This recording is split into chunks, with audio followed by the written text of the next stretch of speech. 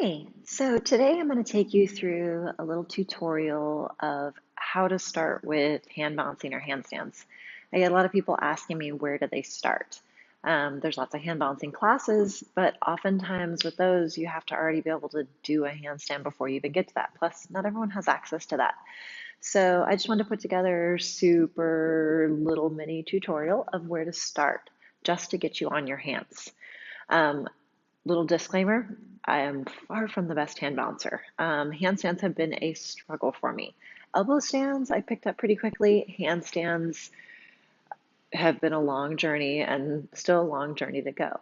But I've trained with a few hand balancers. I've gotten a lot of tips and tricks, and I'm here to share the stuff that I've learned with you in hopes that it'll help you get started.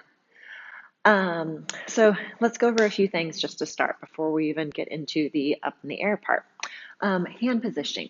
So where your hands go on the floor. Um, if you talk to different hand balancers, they'll say different positionings. Some people will say line up your middle fingers so it's straight ahead.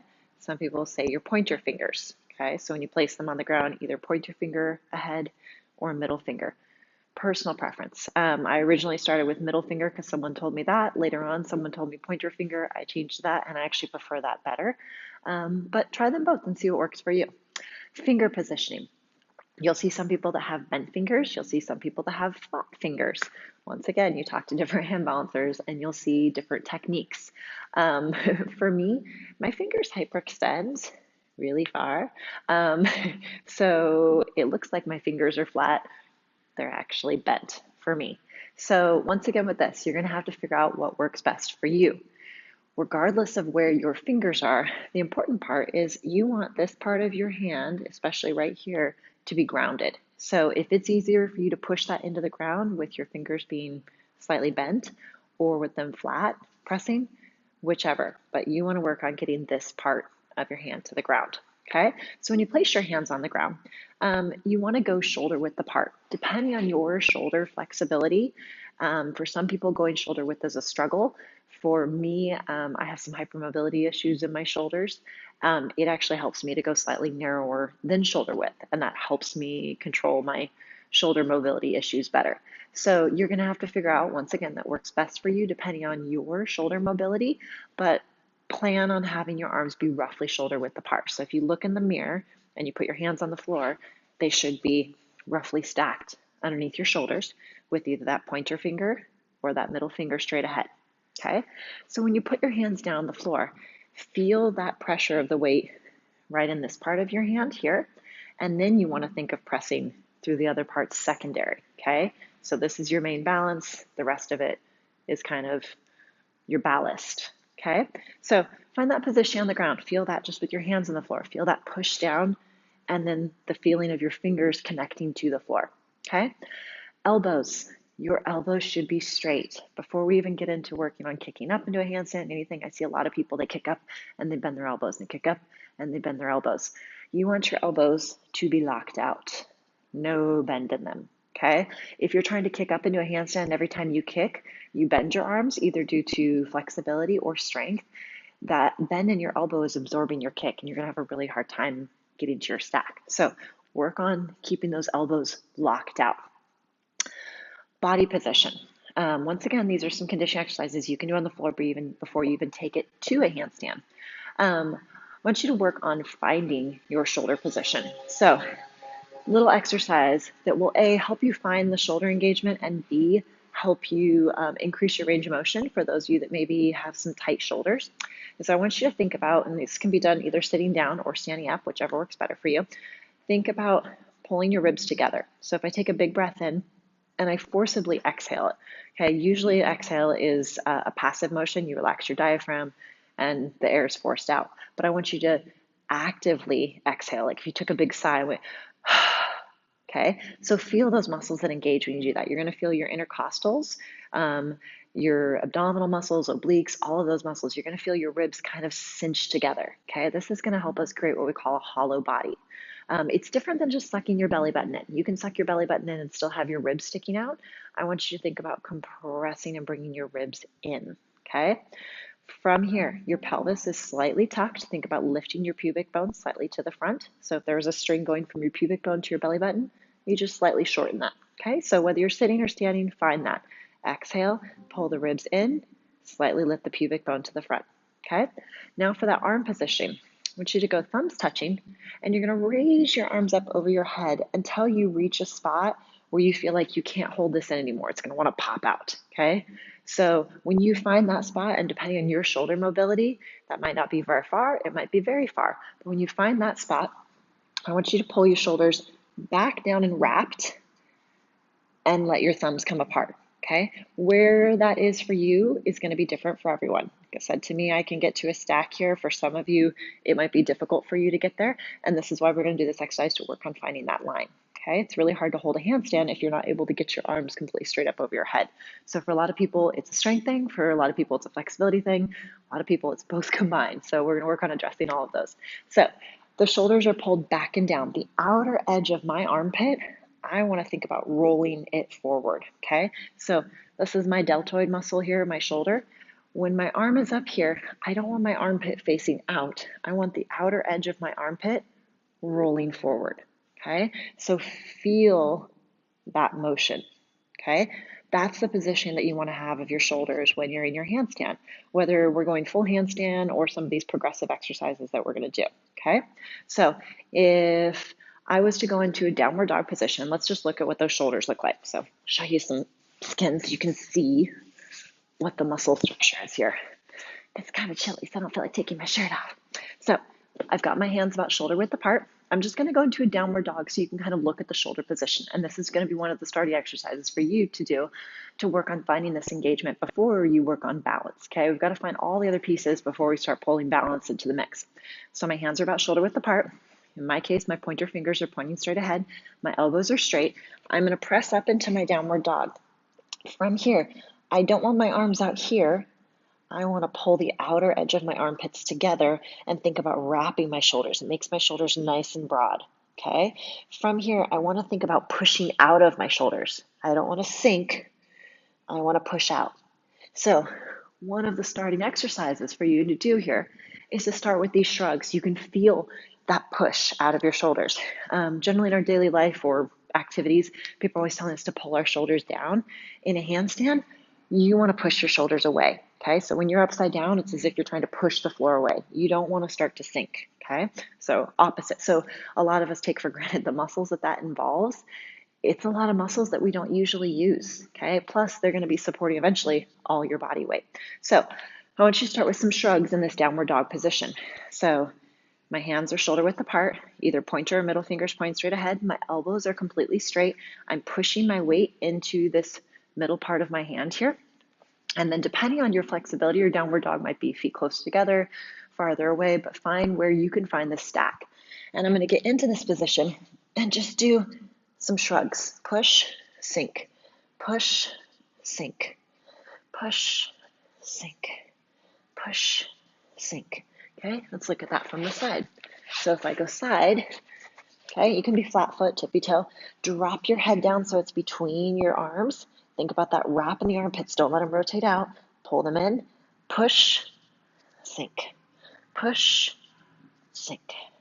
Push, sink. Push, sink. Push. Hold, hold, hold. And relax it down. Okay, so that's going to help you figure out where your shoulders are. I like to take hand balancing in little segments before we put it all together because there's so much going on in a handstand. When you watch some of these amazing hand balancers, they make it look so easy. It just looks effortless. They're just magically balancing and carrying on a conversation while they're doing it. When you start, it's not that easy. I'm sure some of you have already figured that out. So instead of trying to do everything at once, let's look at the things in little pieces. So we've just gone through some of that shoulder positioning. Let's go through this positioning here. We're not going to work on straight handstands in this tutorial. My goal is just to give you some exercises to work towards that. Perhaps the future date we'll work that into a tutorial. But right now, I'm just trying to show you some of the exercises to help you work towards getting upside down and strengthen some of those muscles and work on your form. Because what I see happening is a lot of people never been on their hands before and they start trying to kick up into this handstand and their form is terrible and they start developing bad habits. So I would rather from the beginning, you start strengthening those muscles in little pieces. So when we do put all the pieces together, it's going to make your life much easier. So let's look at the hollow body. So for this one, you're going to start laying down on the ground. So legs out, lay it back. And I want you to that same position that we did when we were sitting down, where I touch thumbs together. I've got my ribs pulled in, and I'm going to put my arms up over my head. Think about squeezing your ears with your arms and reaching away. So I'm reaching towards the far wall, okay?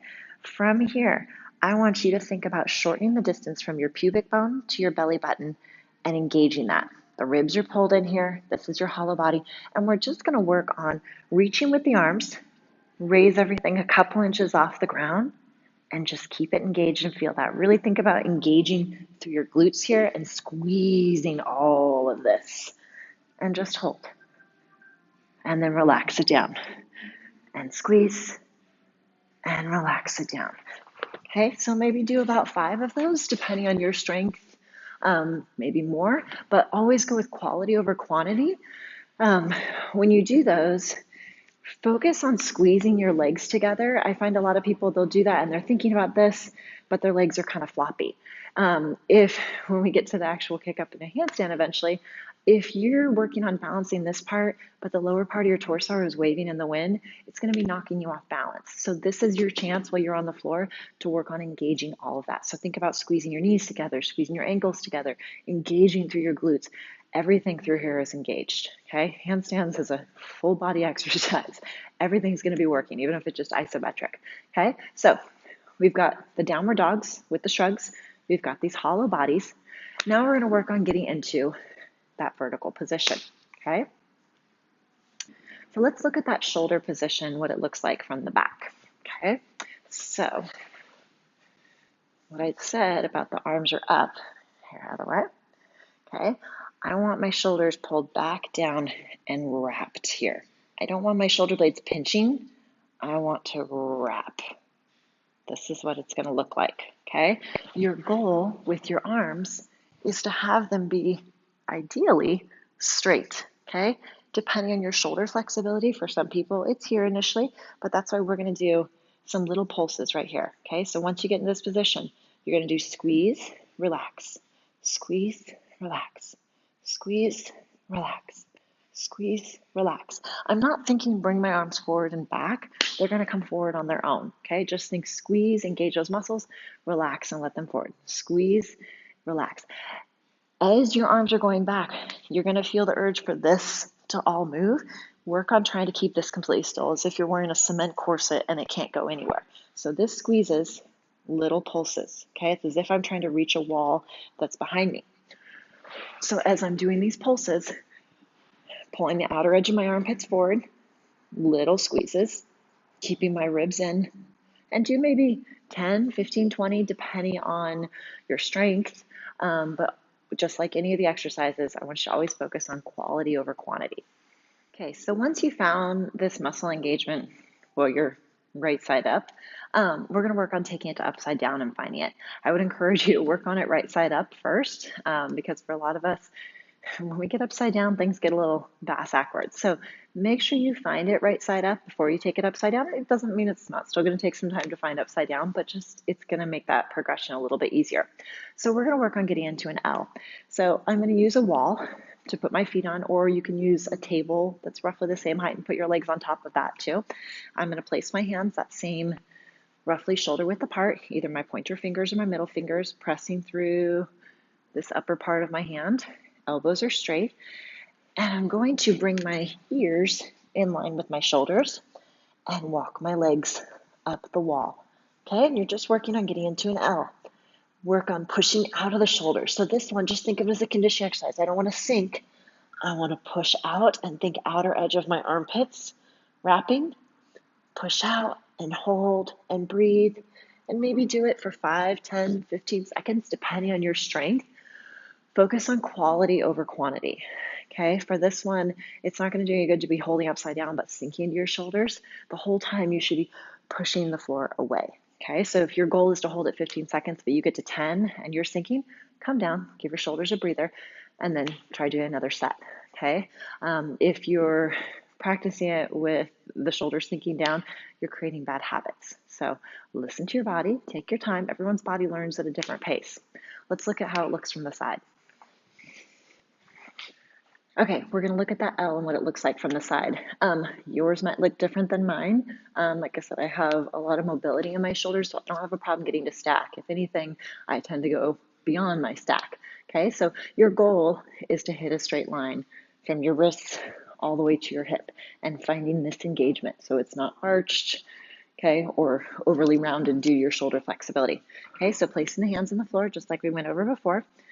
I'm going to take my feet and walk them up the wall, okay? Depending on where you're comfortable. Work on pushing out of your shoulders. Think about outer edge of your armpits coming forward and just working on finding that stack, okay? If that feels comfortable to you, you can work on taking one leg up and seeing how that feels. You'll start to feel that weight start to transfer into your fingers where you have to actually work for it. And you might feel your fingers kind of push as you tap the toe. So L, do a few reps, focus on quality over quantity, and work on that. When you get to the point where you can start to bring that leg off of the wall a little bit and feel that weight transfer, you're still pushing out your shoulders, you're still feeling your wrap, you're still keeping this engaged, then we're ready to take it to the next step. Thanks for watching. Let me know if you have any questions. Feel free to leave them in the comments below. If you have any requests for future tutorials, please let me know. If you get a chance to try these out, I'd love it if you share your videos with me. You can tag me on Instagram or Facebook at Elizabeth_BFit or hashtag ElizabethBFit. Thank you so much for watching.